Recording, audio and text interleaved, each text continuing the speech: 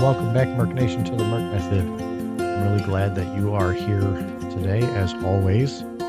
Wouldn't be here without you, so thank you for listening. This episode is going to be a little bit of a heavy one. I've been thinking a lot about how to even start this episode because when someone has been a part of your life for almost 3 decades, where do you begin? Robert Hatfield, aka Grandpa Beaverdam Bob, husband, friend, to name a few, was one of the kindest people that I have ever known in my entire life. And I don't mean that in the casual way people say it after someone passes. I mean, he truly was one of the kindest people that I have known. Bob was the kind of person who made people feel really comfortable. When I came into this family almost 27 years ago, I felt a love immediately from him. I felt welcomed. I felt respected. He was the kind of person who didn't have to talk about being a good person because you could see it in the way that he treated other people every single day. Every time that I saw him, he was talking to neighbors and strangers because he was that kind of person and he had that aura about him. He had that light about him that made everybody feel good about themselves. And again, knowing him for 27 years, which is honestly longer than I knew my own grandparents, and when I think about consistency in a person's character, I keep coming back to him. He was consistently kind. There are some people who leave behind accomplishments, and there are some people who leave behind stories. But I think that Bob really left behind was a way of living, a way of treating people the way they should be treated. You can see it in his family. You can see it in his kids, his grandkids, in the way that he treats people, in the way that he cared about others, in the way that they show up for families and friends. That kind of legacy doesn't happen by accident. It's built over years and years of patience and kindness and generosity and love. Bob checks all of those boxes. And I think that's why his passing hits so many people so hard. I mean, it took me about a week after I found out that he passed, and it really just kicked me in the gut in the morning of a Tuesday. And I don't remember even having any kind of trigger or anything. It just hit me. Wasn't just losing a person. It felt like losing one of those like rare steady presence that people lean on without even realizing how much they needed them. Bob was in a different state, but anytime I saw him, it was always uplifting. He always asked how I was doing. I love the fact that he never called me by my first name. He always called me by my last name. And true story, when he passed and I was sending messages to the kids and giving my condolences, and I sent it to one of his daughters. She said that same line that he says using my name, and I cried immediately because that's how powerful it was, and that's the kind of impact that Bob had on me, but as well as so many other people. And one thing I keep hearing from other individuals, family members, is how respected he was. Not because he demanded that respect, but because he gave it. There's a real difference, okay? He treated people like they mattered. I never saw him treat somebody that they didn't matter. Whether you were a family member, whether you're a friend, again, strangers he would talk to, somebody he had known for years, or somebody he just met. Bob had a way of making you feel seen. And honestly, in today's world, that stands out more and more each day. We talk a lot about kindness. I talk about kindness in pretty much everything that I do, but he actually lived it consistently without needing the attention for it.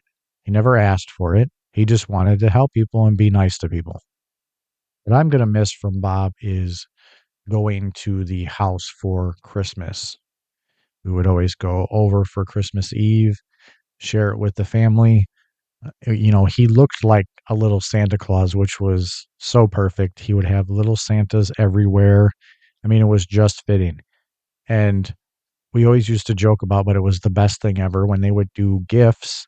He would give practical gifts like toothbrushes and socks and slippers, and they were the best things, and we loved it.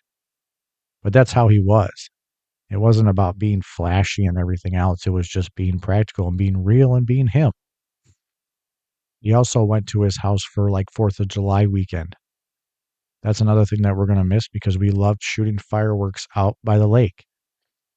We always loved it. I was the one shooting the fireworks out, and he always wanted me to light them. No one wanted to be near them, so I just took the initiative to, be the guy that sets off the fireworks. But, just being there with everybody, and he would always say a prayer around us every time that we were all together because that's how strong family was for him. And you could see it. It ran through his veins. Family first, every single time. And that's what I like to take away from him more than anything else was how he treated his family and how much he loved them every single day and showed up for them every single day, whether it was showing up for the grandkids' sports or graduations or weddings or anything of that nature. He was everywhere, and it was amazing to watch. But that's because he has such a great heart. And that's part of his legacy, how big his heart was, how kind he was. That's what I want to take away from that. I think there's a reason why the Beaverdam Bob title means a lot because everybody seemed to know him in some way. He wasn't just one thing to people, whether he was grandpa or papa or, husband, friend, a neighbor. He was always somebody who would help you without really asking for anything back. And those different names really represent different parts of his life and the different people he touched. But no matter what somebody called him, the thing that seems to stay the same in every story is the size of his heart. I think one of the things I admire most about him is that he built a family culture around love and respect without making a speech about it. He just did it. He was just kind to people. It was like effortless to him. It was just who he was, and it's amazing. It blows my mind. Such a role model for other people.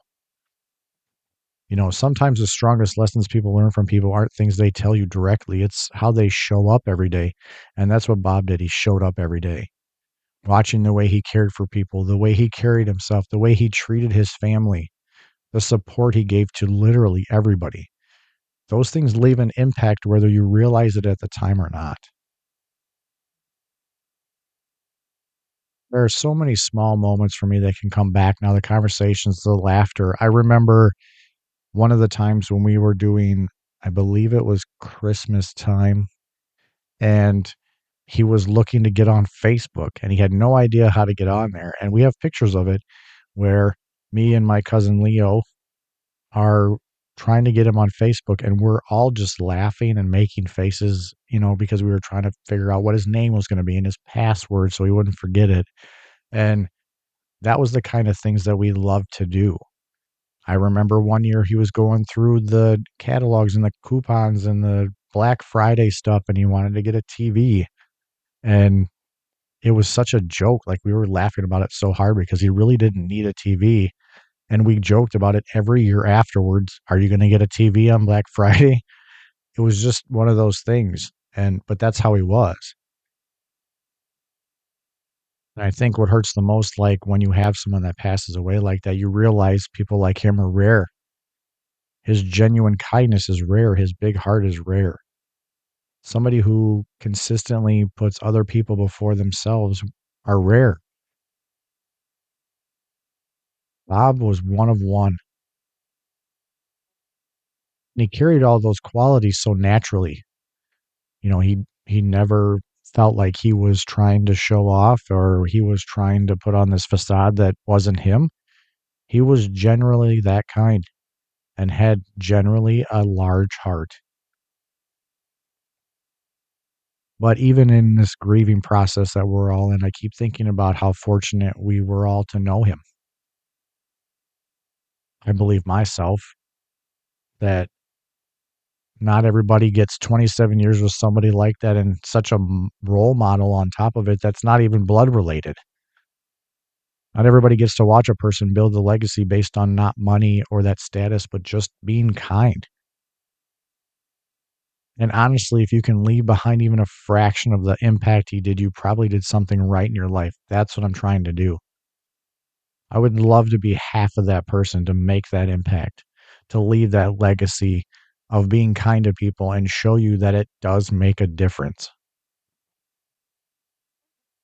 For me, there's something I've realized over the last few weeks about Bob that actually hit me with my dad as well. That some people become such a natural part of your life that you almost stop noticing how much they mean to you until they're gone.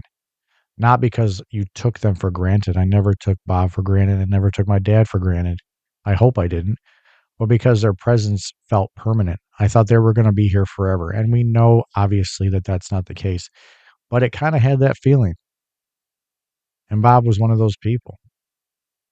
He was dependable, familiar in the best possible way, the kind of person you expected to see at family gatherings and holidays, random afternoons, random conversations that he would call. If he was calling my wife just to say hey or vice versa, you always thought he was going to be there. But when somebody like that leaves this world, it changes more than just a family tree. It changes the feeling of everything. There's an empty chair now. There's a silence where his voice used to be. There's that missing laugh and all the conversations we used to have. I think everybody who loved Bob has felt that in one way or another in the last few weeks. What stands out to me most isn't just that he's a good man, it's that he stayed a good man consistently for decades. Anybody can be kind once in a while, anybody can have a good day, but to spend a lifetime caring for people and respecting people and helping people and loving your family the way that Bob did, that takes real character. And that's what Bob had. I think the reason that a lot of people respected him so much is because he never seemed interested in making life about himself. He made space for other people. He listened, he paid attention.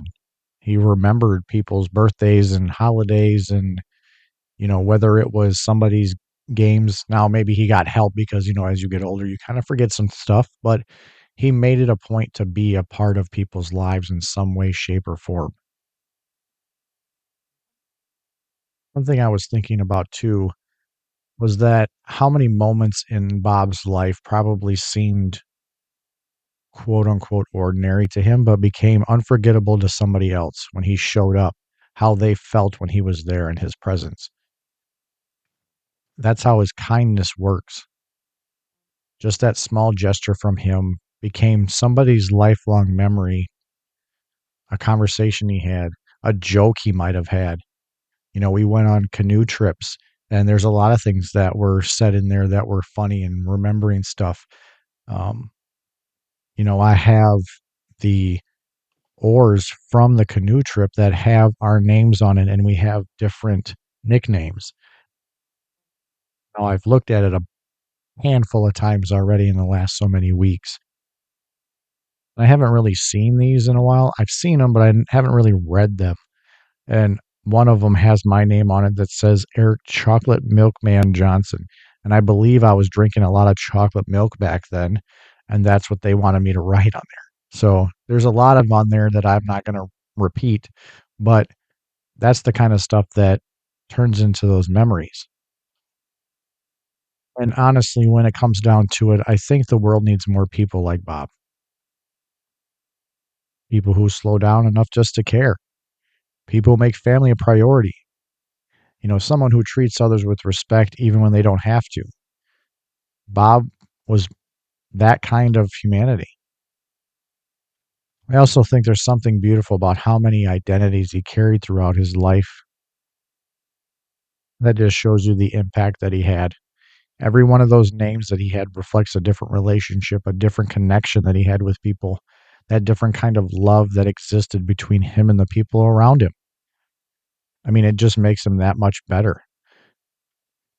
And I can only imagine how many stories to be told if everybody who loved him sat down in a room together and just started talking stories about trips and conversations and jokes, life lessons, family moments, holidays, and all the things that in between that made him who he was. Because that's the thing about someone like Bob. The memories aren't locked into one giant moment. They were spread around his entire lifetime and been shared with his family and friends. And we will share those with other people moving forward to continue his legacy about how great a person he was.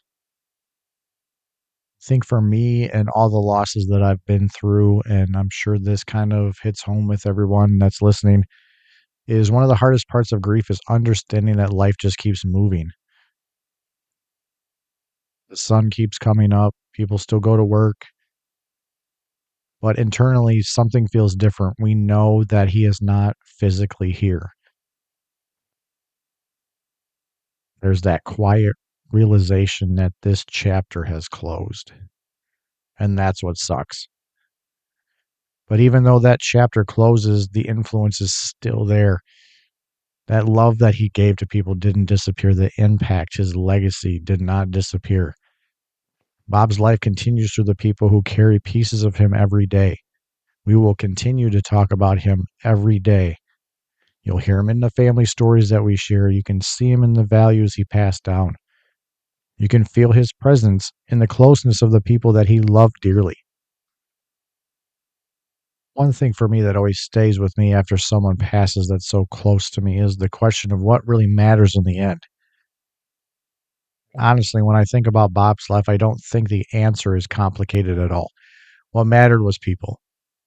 To him, people mattered, family mattered, relationships mattered, being there for others mattered. And I think deep down, most people hope they leave this world the way Bob did, surrounded by love, remembered with the warmth, and missed because they generally made life better for other people. Bob made life better for so many other people. Because at the end of the day, all your titles and your accomplishments just only go so far. But what lasts are those emotional footprints we leave behind. The way we made people feel, they remember that. The kindness we showed, they remember that. And Bob left enormous footprints. And before I end this episode, which I've re-recorded multiple times because this was kind of hard to talk about, I just want to take a moment and speak from the heart directly to him. Okay. Bob, Beaverdam Bob, Papa, thank you for being the kind of man people could look up to without you ever asking them to. Thank you for being steady in a world that often feels unstable. Thank you for making people feel welcomed and valued and definitely loved. Thank you for loving your family the way you did. Thank you for every sacrifice nobody saw. Thank you for every conversation, every smile, every joke we had, every act of generosity that became part of somebody else's life story. There are people who spend their entire lives chasing importance, and then there are people like you who become important simply because of the way they treat others. That's rare, and so are you. That's meaningful, and that's why so many people are hurting right now. But even in this sadness, there's gratitude. Gratitude that we got to know you. Gratitude that I got to know you the way that I did. Gratitude that your family that became mine got to experience your love. Gratitude that your grandkids got to grow up with your example. And gratitude for every year, every memory, and every moment that we made. You lived a life that mattered, Bob. Not because of fame or recognition, but because people were generally better for having known you. I'm a better person because of you. And I think that's the real definition of a life well lived. So wherever this message finds you, I hope you just know how loved you are. I hope you know your family carries your heart with them every single day. And I hope you know that long after this episode ends, long after today passes, and long after the time moves forward, people will still be telling stories about Beaverdam Bob. And they'll smile when they do. Rest in peace, Bob. Until next time.